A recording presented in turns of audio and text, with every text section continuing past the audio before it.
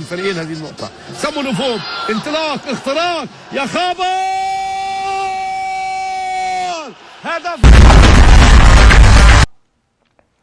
ده بقى الشوط الثاني، ونادي المقاولين العرب حمادة السيد الهدف الاول.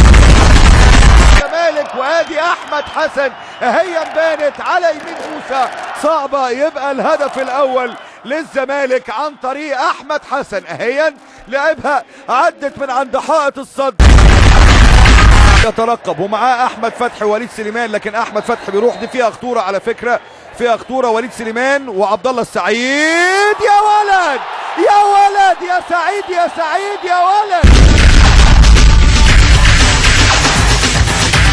ولكن صلاح امين محطه، ادي العرضيه، اول عرضيه يا جماعه من ناحيه الشمال، ادي الاستلام الاروع والتسديده الاجمل من محمد زكي، وكأن زكي هو اذكى من في الملعب ليعلن عن هدف التعادل ويعيد اللقاء لنقطه البدايه.